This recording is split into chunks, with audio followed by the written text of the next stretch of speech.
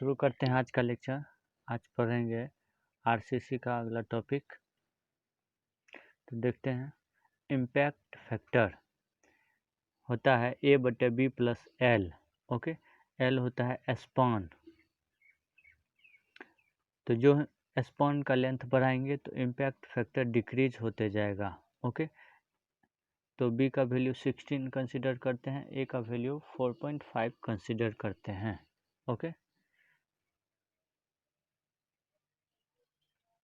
अगला टॉपिक है the design bending moment for limit state of collapse. ये होता है 1.5, 1.5, 1.2। ओके, ध्यान रखिए 1.5 होता है डेड लोड और लाइव लोड के लिए, 1.5 होता है डेड लोड के लिए और 1.5 होता है अर्थक्वेक लोड के लिए।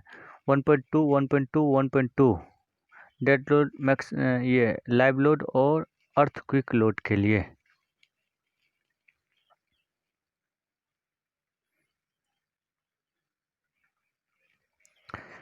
अगला टेबल देखिए, ये मिनिमम नॉमिनल कवर है। Mild, moderate, severe, very severe, extreme 20, 30, 45, 50 और 75। ओके, फिर से एक बार सुन लीजिए। स्लैब के लिए होता है 15 mm, बीम के लिए 25, कॉलम के लिए 40 और फुटिंग के लिए 75 mm। Okay,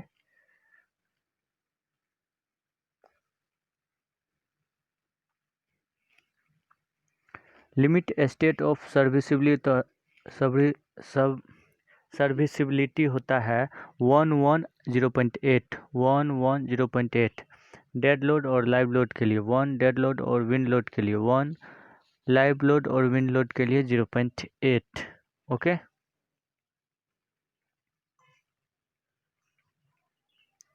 diagonal tension in beam होता है increases below the neutral axis.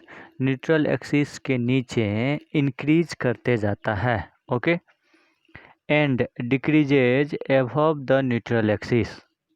Diagonal tension below the neutral axis increase करता है and above the neutral axis decrease करता है due to shear near the support. Okay,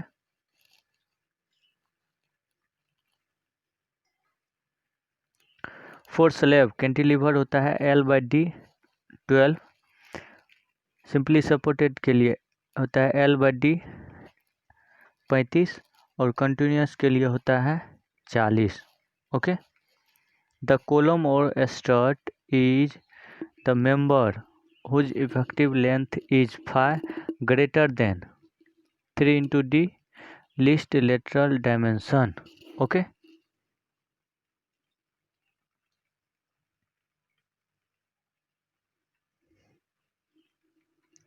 slenderness ratio होता है 12 से कम short column के लिए और स्लेंडरनेस रेशियो 12 से ज़्यादा होता है लॉन्ग कॉलम के लिए। Okay, average permissible stress to BD compressive होता है 1.25 into to BD tension. Okay,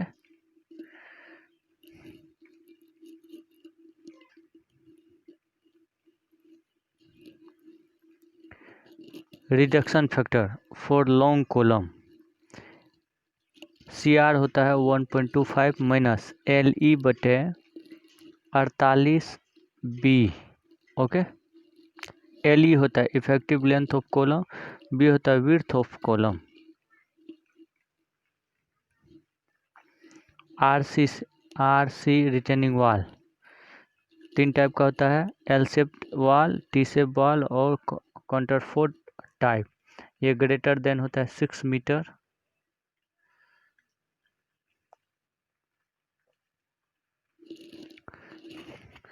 ये है स्टेम। ओके,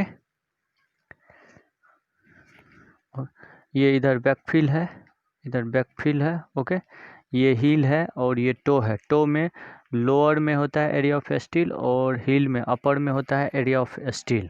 ओके,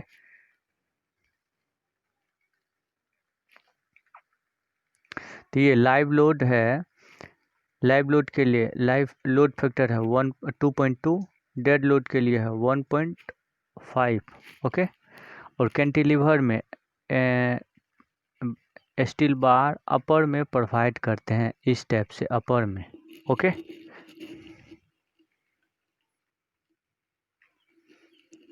तो ये है स्लोप पर निगेटिव होता है, कंटिन्यूस बार में स्लोप पर सैगिंग होता है negative, okay.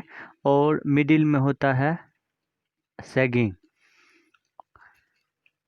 Near the support hugging होता है, और सेंटर द सपोर्ट, सेंटर होता है सपोर्ट के सैगिंग, ओके।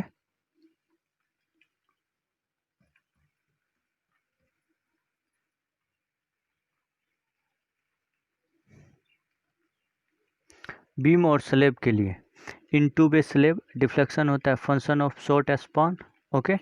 मोमेंट कैपेसिटी होता है WL²/24, okay.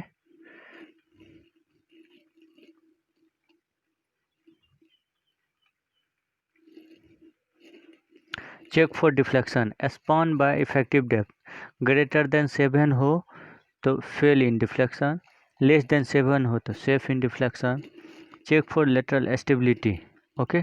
Clear lateral distance between restraints 25 × B 100 B²/D में मिनिमम होता है, okay. Less than span, greater than span तो फेल, सेफ, ओके।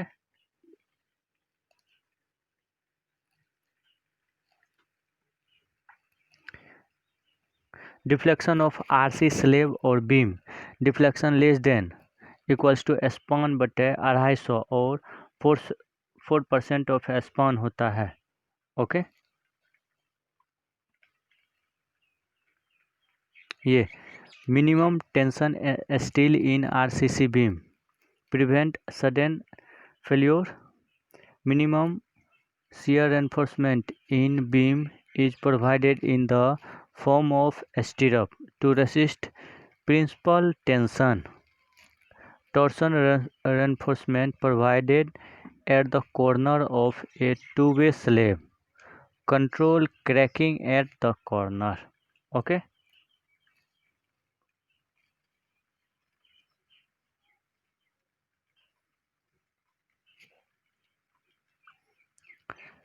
Note है the diagonal tension is called by the combined action of longitudinal tension and the transverse shear stresses.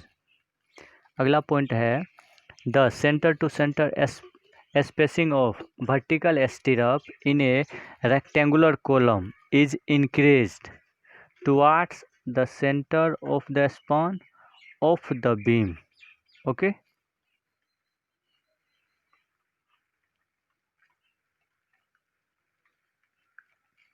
अगला है the spacing of vertical stirrup in the rectangle beam is minimum near the support. कहने का ये मतलब है कि beam है तो सपोर्ट के निकट स्पेसिंग कम होता है, और जो जो पास जाते हैं सेंटर के तो स्पेसिंग कम होते जाता है, ओके, कम होते जाता है। तो ये सपोर्ट के निकट कम होता है और यहाँ पे ज़्यादा होता है, सेंटर में ज़्यादा होता है, फिर सपोर्ट में कम होता है, ओके।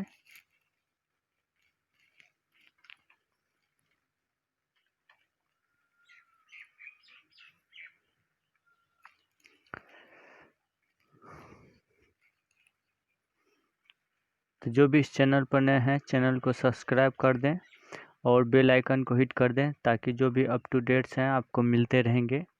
और जो भी कठिनाइयाँ हो उसको कमेंट बॉक्स में लिख करके भेजें। Thank you.